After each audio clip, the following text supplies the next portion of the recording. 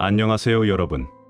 지혜의 꽃밭 채널에 오신 것을 환영합니다. 남자는 평생 소년이라는 말이 있죠. 나이가 들어도 젊고 아름다운 여성을 좋아하는 것은 변함없는 사실입니다. 젊은 아내를 맞이하는 것이 곧 자신의 능력과 매력의 증거라고 생각하는 남자들도 많죠. 하지만 부부라는 인연은 단순한 외모나 젊음만으로 유지되는 것이 아닙니다. 사랑에 빠지고 결혼을 결심하고 함께 살아가며 겪는 수많은 순간들은 결국 뜨거운 감정에서 깊은 정으로 변화해 갑니다. 세월이 흐르며 삶이 평온하고 단조롭게 느껴지는 것은 어쩌면 성숙해가는 과정일지도 모릅니다. 나이 차가 많이 나는 부부도 마찬가지죠. 처음에는 서로에게 진심을 다할 수도 있지만 시간이 지나면서 나이 차이가 만들어내는 간극은 점점 커집니다. 백발이 성성한 남편과 생기 넘치는 젊은 아내, 이런 조합에서 오는 괴리감은 어쩔 수 없는 현실입니다. 특히 남편이 은퇴 후 집에서 무료한 시간을 보내는 동안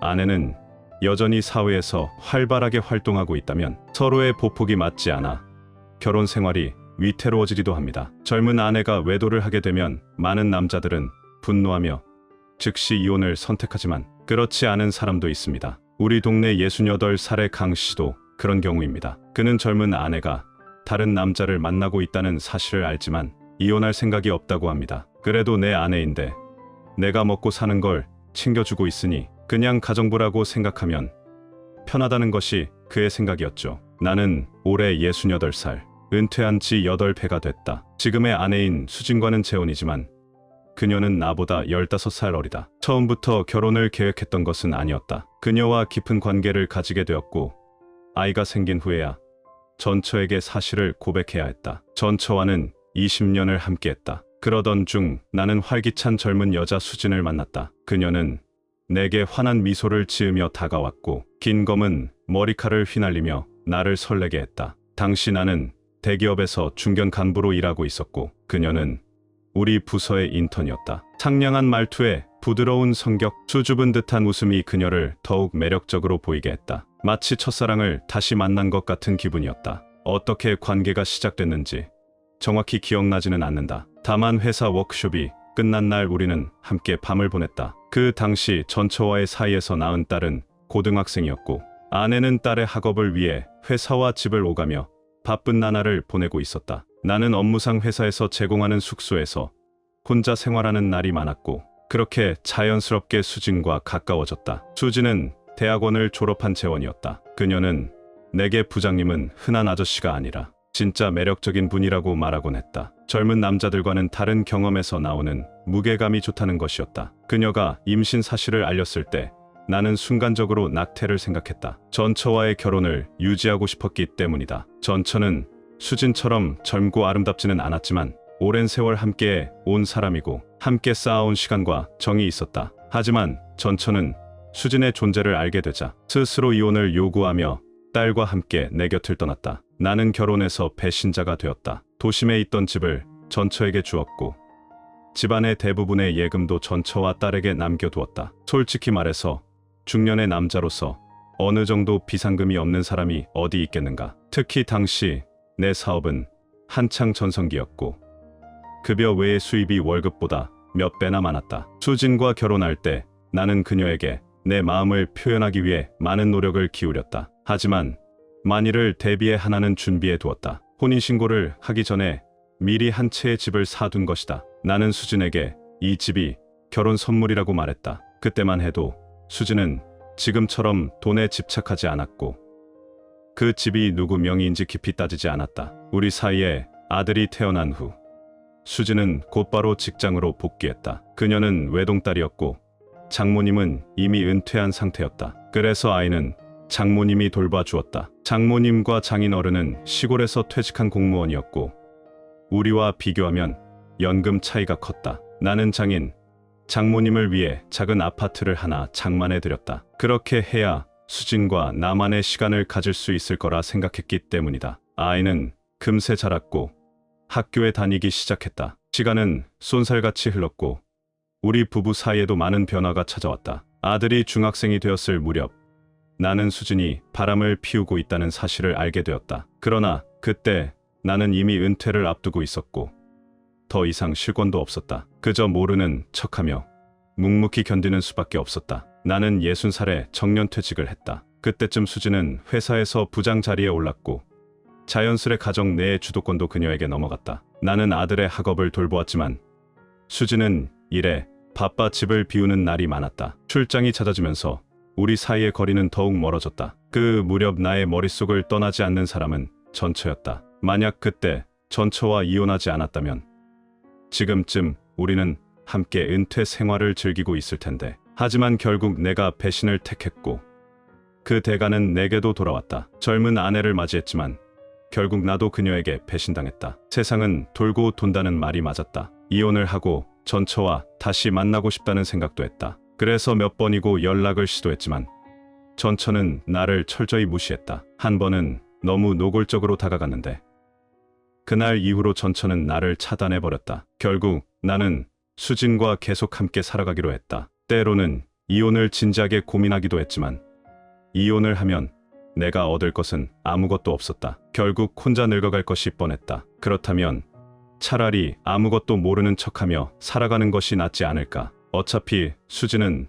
나보다 젊고 결국 나를 돌보게 될 것이다. 그렇게 생각하니 마음이 한결 편안해졌다. 이제 아들도 대학에 입학했고 수진도 한때보다는 조심스러워졌다. 그래, 이렇게라도 사는 게 나쁘진 않다. 가끔 생각해 본다. 만약 이혼을 한다면 또 다른 여자를 만나야 할 텐데 돈과 집이 없다면 진심으로 나를 사랑해줄 사람이 있을까? 그럴 바엔 그냥 수진과 함께 사는 것이 낫다. 적어도 그녀가 내 마지막을 함께 해줄 테니까. 그렇게 생각하니 내 마음이 한층 가벼워졌다. 이제 더 이상 수진의 바람에 신경 쓰지 않기로 했다. 어차피 그녀는 매일 집으로 돌아와 내 곁에서 잠을 자고 내 끼니를 챙겨주고 기본적인 돌봄은 해준다. 그 외의 일들은 그냥 그녀가 하고 싶은 대로 두기로 했다. 나는 이제 곧 일흔이 된다. 아들의 진로와 결혼 같은 문제도 이제는 수진이 알아서 챙길 일이다. 나는 더 이상 그런 일들에 신경 쓰지 않으려 한다. 그저 남은 인생을 편안하게 즐기면 그만이다. 가끔 유명 기업인과 그의 젊은 아내가 다정하게 지내는 모습을 보면 나는 확실히 나이가 들었다는 걸 실감한다. 이제는 그런 열정도 감정의 소용돌이도 남아있지 않다. 사람과 사람 사이의 관계란 결국 서로에게 필요할 때 유지되는 법이다. 서로에게 줄 것이 있을 때는 함께하지만 더 이상 얻을 것이 없으면 떠나는 것도 당연한 이치다. 그래도 최소한 수지는 남몰래 다른 사람을 만나고 돌아와서도 내 밥을 차려주고 집안을 정리하며 잠자리를 챙겨주는 정도의 노력은 한다. 이 정도면 괜찮지 않은가? 괜히 새로운 사람을 찾아 나서서 정 없는 가정부를 드리는 것보다는 나을지도 모른다. 마지막으로 하고 싶은 말이 있다. 처음부터 목적을 가지고 맺어진 나이 차 큰 부부 관계가 끝까지 지속되는 경우는 드물다. 그나마 아이가 있어야 서로를 붙잡아 주지만 그마저 없다면 결국 헤어지는 것이 당연한 수순이다. 인생이란 결국 얻는 것이 있으면 잃는 것도 있는 법이다. 모든 걸 한 사람만 독차지할 수는 없다. 한 번 잡은 손이라면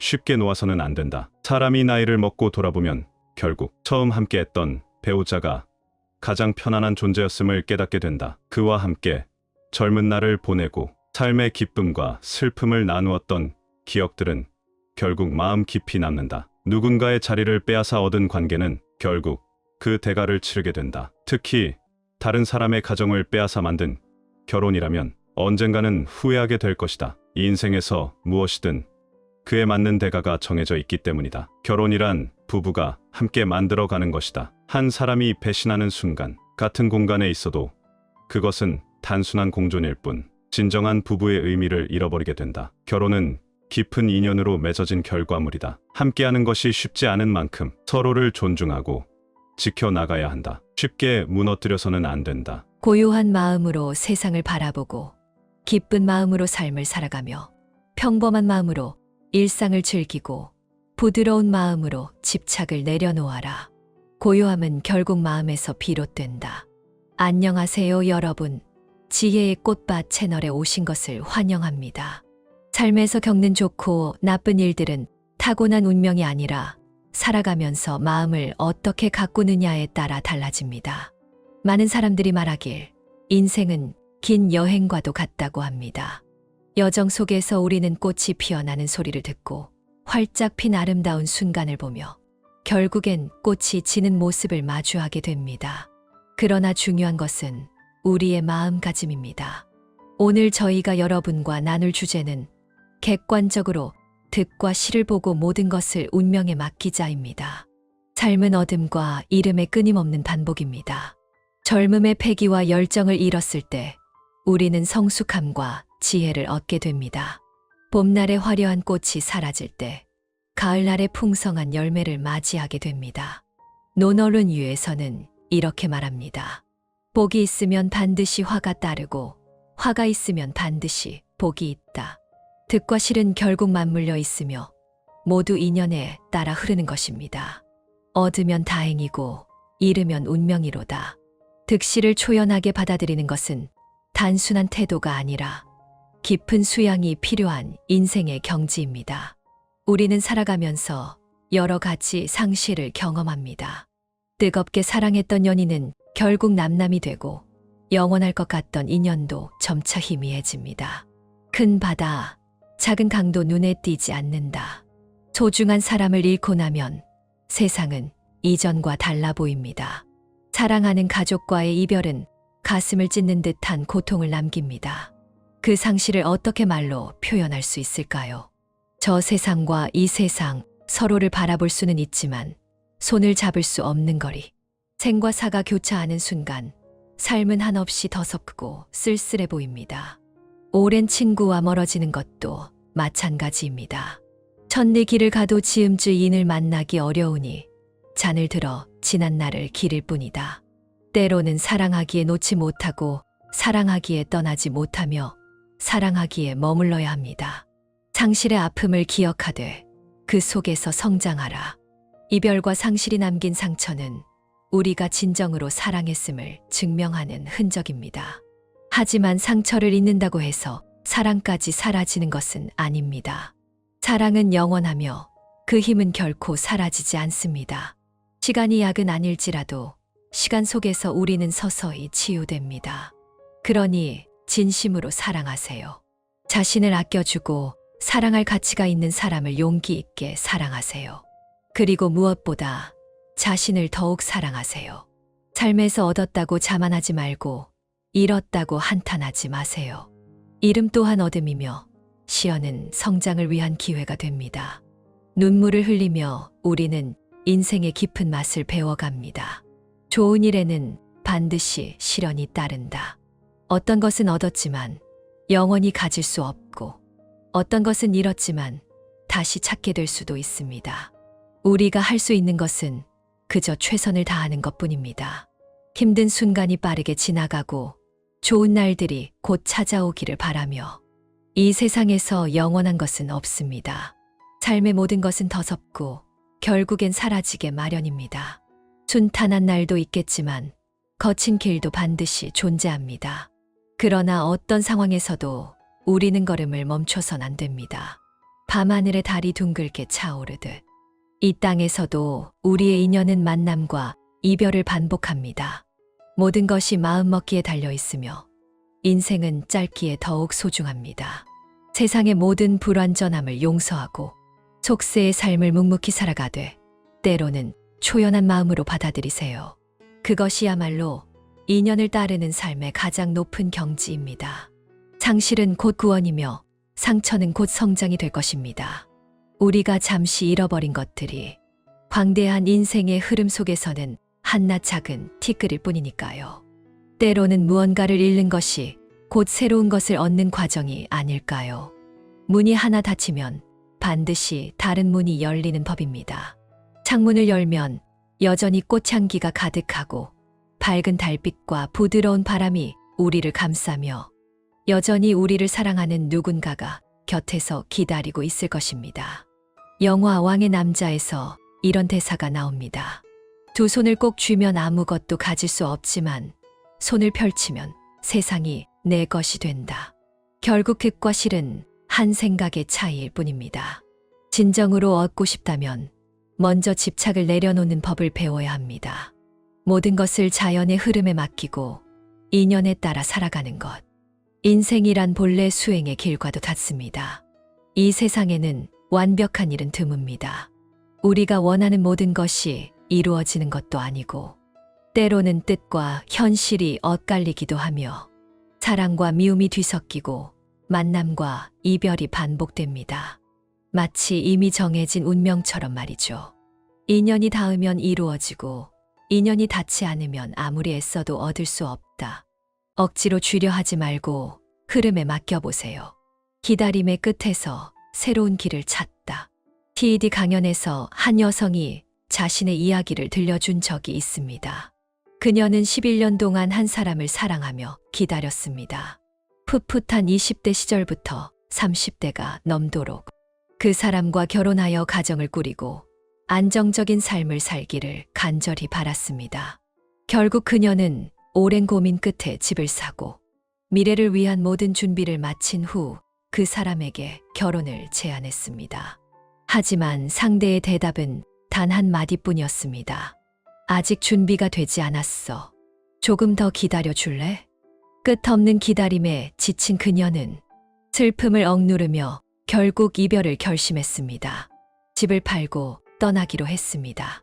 모든 것이 무너진 것만 같았던 그 순간, 그녀는 새로운 사람을 만나게 되었고, 그 사람 덕분에 다시 웃을 수 있었습니다. 왜 그렇게 오랜 시간을 붙잡고 있었을까?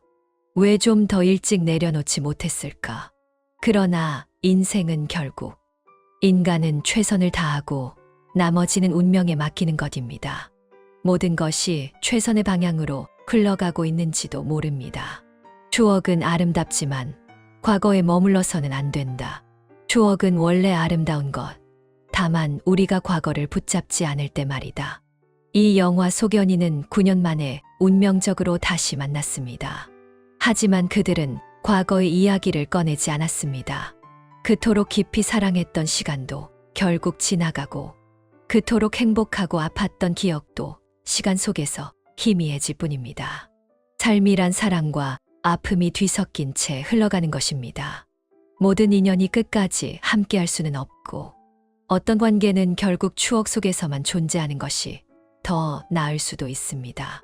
그러니 미련을 버리고 앞을 향해 걸어가세요. 마음을 비워야 더 좋은 사람을 만날 수 있습니다.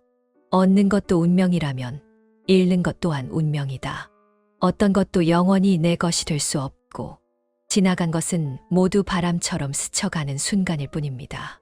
모든 것은 가장 좋은 방향으로 흘러간다.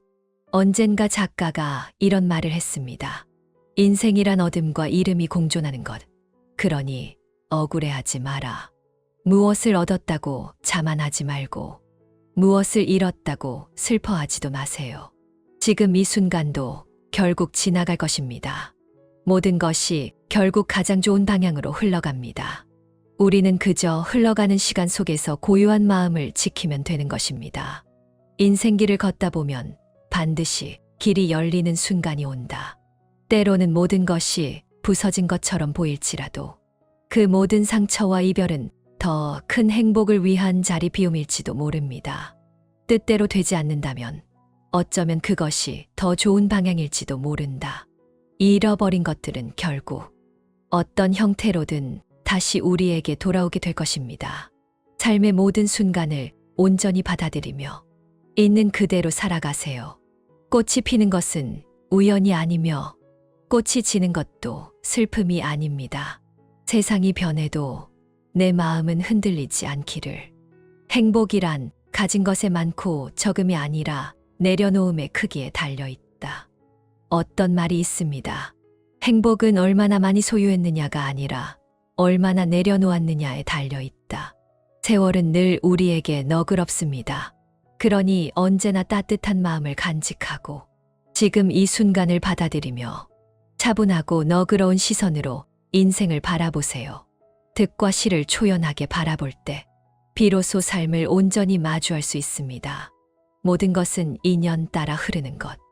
우리는 그저 그 흐름 속에서 자연스럽게 살아가면 되는 것입니다. 시간은 흐르고 새로운 시작이 다가온다. 어느덧 명절이 지나고 많은 사람들이 다시 일상으로 돌아가고 있습니다. 시간은 순간처럼 지나가지만 그 속에서 우리는 새로운 출발을 맞이합니다. 이 말을 단순한 미신이라 생각하는 사람도 있지만 사실 이는 조상들이 우리에게 남긴 깊은 삶의 지혜입니다. 집을 떠나기 전 반드시 준비해야 할 7가지가 정리되지 않았다면 섣불리 길을 떠나지 말라는 뜻입니다. 이 7가지는 쌀, 장, 기름, 간장, 식초, 소금, 차. 즉, 우리 삶의 가장 기본이 되는 생필품을 뜻합니다. 가족을 부양하는 사람이라면 반드시 집안이 안정된 상태에서 밖으로 나서야 한다는 의미를 담고 있습니다. 평범한 일상 속에서 가장 확실한 행복이란 결국 한 끼의 따뜻한 밥과 가족이 함께하는 시간이 아닐까요? 어떤 이들은 너무 단순하고 재미없다고 생각할지 모르지만 그것이야말로 가장 소중하고 든든한 행복입니다. 밖에 나간 사람이 돌아오기 전에 반드시 지켜야 할 8가지 덕목을 의미합니다. 그것은 바로 효, 우애, 충, 신, 예, 의, 청렴, 부끄러움입니다. 이 덕목을 지키지 못한 사람은 집으로 돌아와도 가족을 마주할 자격이 없다고 여겼습니다. 가족과 공동체를 중요하게 여겨왔습니다. 그렇기에 효도, 신의 청렴한 삶과 같은 가치는 단순한 도덕적 교훈이 아니라 삶을 지탱하는 가장 근본적인 원칙이었습니다. 우리는 이 가르침을 단순한 옛말로 넘기지 말고 다시 한번 되새기며 더 나은 삶을 위해 실천해야 하지 않을까요? 우리가 쉽게 옛말일 뿐이라 치부하는 것들도 사실은 삶을 살아가는 중요한 원칙을 담고 있습니다. 단순한 미신으로 여겨지는 말들도 그 속을 들여다보면 조상들이 남긴 귀중한 교훈이 스며 있습니다. 우리가 이를 무시하고 잊어버린다면 결국 삶의 본질적인 가치를 놓치게 되는 것이 아닐까요? 오늘의 이야기는 여기까지입니다. 만약 이 글이 여러분의 마음에 닿았다면 가까운 사람들과 함께 나누어 주세요. 그럼 다음 시간에 다시 찾아뵙겠습니다. 삼경쌍경의 꿈을 꾸며 책을 펴고 천 리박 그리운 사람을 달빛에 떠올리다. 하어 지신 호기심, 삶을 풍요롭게 하는 힘. 얼마 전 서울대학교 철학과 교수의 강연을 들었습니다. 그는 내가 가장 두려운 것은 2가지라고 말했습니다. 첫째, 세상을 사랑하지 않게 되는 것. 둘째, 영감을 잃어버리는 것. 이 2가지의 공통점이 무엇일까요? 바로 호기심이 사라질 때 우리는 더 이상 삶을 즐길 수 없게 된다는 점입니다. 무언가에 대한 호기심이 없다면 우리는 탐구하지도 경험하지도 않으며 결국 삶에서 기쁨을 찾을 수 없게 됩니다. 호기심은 모든 관심의 시작이며 삶을 더욱 풍요롭게 만드는 힘이다. 만약 호기심이 꺾인다면 우리는 더 이상 새로운 것을 알고 싶어 하지 않게 되고 결국 삶의 즐거움을 잃어버리게 될 것입니다. 한국 문학에서 삶의 소소한 행복을 탐구했던 작가 박완서 선생님을 떠올려 봅니다. 그녀는 늘 일상의 사소한 것들 속에서 의미를 발견하고 세상을 바라보는 따뜻한 시선을 글에 담아냈습니다. 글쓰기, 그림 그리기, 요리하기 같은 평범한 일상도 그녀의 손을 거치면 작은 예술이 되었고 삶의 한 장면이 되었습니다. 그 이유는 단 하나, 그녀가 일상의 모든 것들을 호기심, 어린 눈으로 바라보았기 때문입니다. 호기심이 곧 젊음이다. 어느 날 한 온라인 커뮤니티에서 이런 질문이 올라왔습니다. 나는 언제부터 늙어가는 걸까? 그 답변 중 하나가 마음에 깊이 남았습니다. 새로운 것에 대한 호기심을 잃어버린 순간부터 우리는 나이가 들어서 늙는 것이 아닙니다. 세상에 대한 궁금증을 잃어버릴 때 그때부터 비로소 늙어가는 것입니다. 모순을 가진 사람만이 창조할 수 있고 영혼이 지치지 않는 사람만이 젊음을 유지할 수 있다. 세상에 대한 호기심이 많아야 우리는 계속해서 앞으로 나아갈 수 있습니다. 예술로 삶을 즐기는 사람들. 봉준호 감독을 떠올려 봅니다. 그는 세계적인 영화 감독이지만 영화뿐만 아니라 다양한 예술 분야에 대한 관심이 매우 높습니다. 나이가 들었음에도 새로운 도전을 멈추지 않는 것. 그것이야말로 그가 영원히 젊은 창작자로 남아있는 이유일 것입니다. 그는 그림에도 관심이 많아 틈틈이 자신만의 독창적인 드로잉을 그리며 상상력을 키워 나갑니다. 그는 말합니다. 나는 그림을 잘 그리진 못한다. 하지만 내가 그린 그림을 사람들이 좋아해 준다면 그걸로 충분하다. 그가 그림을 그릴 때 그의 얼굴에는 마치 어린아이 같은 즐거움이 떠오릅니다. 호기심이란 결국 인생을 즐기는 가장 강력한 힘이 아닐까요? 젊음의 오랜 비결은 호기심이다.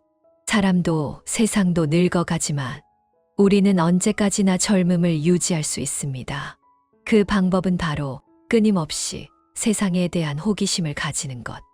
알베르트 아인슈타인은 이런 말을 남겼습니다. 나는 특별한 천재가 아니다. 다만 남들보다 강한 호기심을 가졌을 뿐이다. 끊임없이 배우고 세상을 더 넓게 바라볼 수 있도록 호기심을 간직하세요.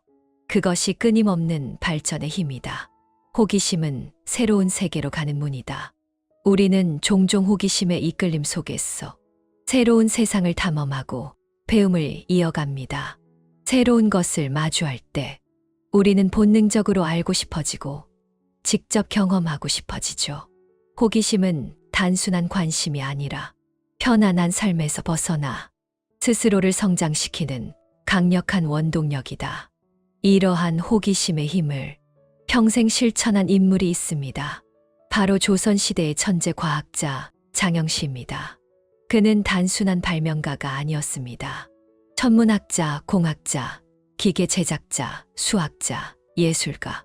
그가 남긴 업적을 보면 그는 그 시대를 뛰어넘은 진정한 르네상스 인물이라 할 수 있습니다. 그가 이러한 업적을 남길 수 있었던 이유는 단 하나. 세상의 모든 것에 대한 끊임없는 호기심이었습니다. 장영실과 다빈치, 그리고 호기심의 힘. 서양에는 레오나르도 다빈치, 동양에는 장영실이 있었습니다. 다빈치는 단순한 화가가 아니었습니다. 조각가, 건축가, 수학자, 엔지니어, 해부학자, 발명가, 지리학자, 작가가. 그는 수많은 분야에서 새로운 지식을 개척한 인물이었습니다. 그가 남긴 기록 중 1490년경 그는 어두운 동굴 앞에 서 있었습니다. 그는 말했습니다. 이 검은 동굴을 마주한 순간 나는 두 가지 감정을 동시에 느꼈다. 두려움과 그보다 더 큰 호기심. 그는 결국 동굴 속으로 들어갔고 그 안에서 세상에 존재하지 않았던 새로운 화석을 발견했습니다. 그가 위대한 사람이 된 이유는 단순히 재능이 뛰어나서가 아닙니다.